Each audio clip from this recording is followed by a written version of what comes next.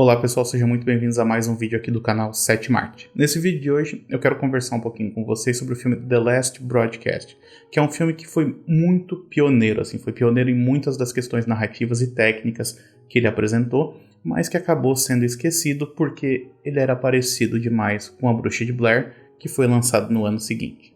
Ainda assim, e apesar dos defeitos que o filme tem, ele tem alguns, eu acho que vale a pena a gente conversar um pouquinho sobre o The Last Broadcast, porque eu acho que ele merece pelo menos ser lembrado. Vamos conversar sobre ele então?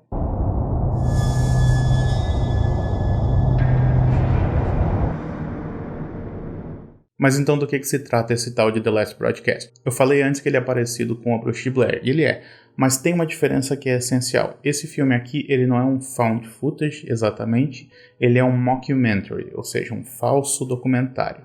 E ele acompanha então um documentarista que está fazendo um filme sobre um grupo de jovens que foi fazer um projeto dentro da floresta e acabou desaparecendo.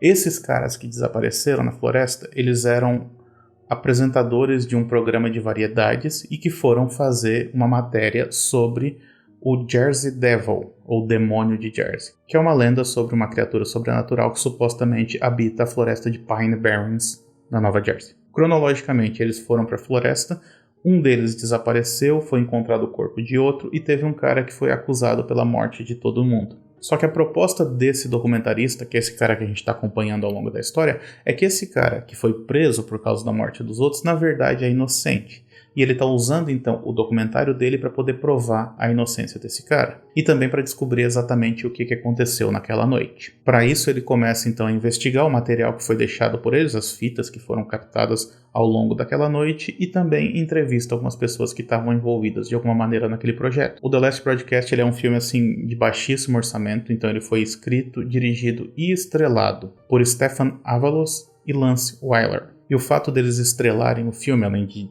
dirigirem e escreverem, é por causa da questão orçamentária, porque eles não tinham dinheiro para pagar outros atores, até porque o filme foi feito com incríveis $900. Só que não só isso, eles usam essa questão do baixo orçamento a seu favor, principalmente pela maneira como eles usam a tecnologia dentro do filme. Porque o que acontece? O filme foi rodado em vídeo, no final da década de 90, numa época em que a qualidade do vídeo era péssima. Muito ruim. E eles usam essa péssima qualidade do vídeo a seu favor. Em muitos momentos as falhas da imagem, que são causadas pela danificação do material captado, acaba sendo usada como elemento narrativo, deixando aquela imagem ainda mais assustadora, de certa maneira. Até porque qualquer pessoa que já viu a imagem de um VHS amassado sabe que aquele negócio é assustador mesmo. E é claro que esse uso também das falhas na imagem é uma estratégia para não precisar mostrar muito daquela ameaça. Só que não se trata apenas de uma estratégia, para esconder as imagens ou coisa assim.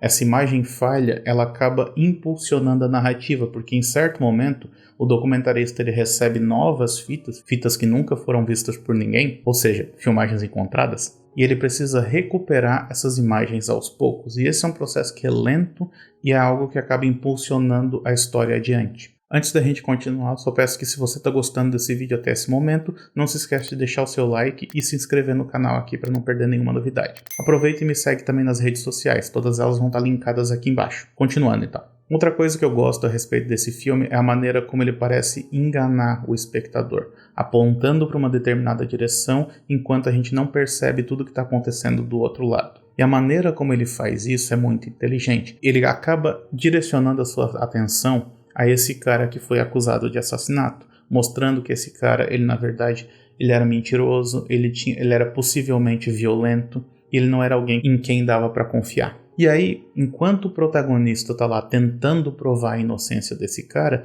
você fica se perguntando se vale a pena provar a inocência dele. Será que esse cara na verdade não é culpado?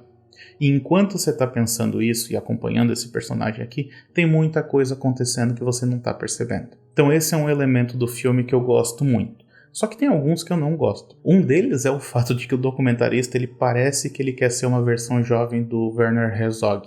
Então ele fica meio que filosofando o tempo inteiro. E muito do que ele fala é bobagem. Ainda assim, em alguns aspectos, eu acho que se a gente entrar na viagem dele e começar a pensar que aquele lá foi um crime que foi causado pela tecnologia, talvez comece a fazer um pouquinho mais de sentido, mas assim, você tem que fazer bastante força para isso, tá? Porque se a gente for entrar nessa onda, daí a gente pode entrar um pouquinho na teoria do found footage, e o found footage costuma mostrar a tecnologia como sendo a verdadeira vilã da história, né? A câmera é o que causa tudo aquilo. Mas esse filme não é um found footage, né? Esse filme é um mockumentary. Então até que ponto que essa ideia se encaixa, eu não sei. Mas eu achei interessante que o filme lança esse tipo de questionamento. Aliás, uma curiosidade a respeito desse filme é que eu falei da questão do found footage, mas na verdade esse filme aqui é considerado o primeiro desktop filme. E se você já viu o vídeo que eu fiz sobre desktop horror, você vai perceber que esse filme não tem nada a ver com aquele tipo de filme que se passa na tela de um computador.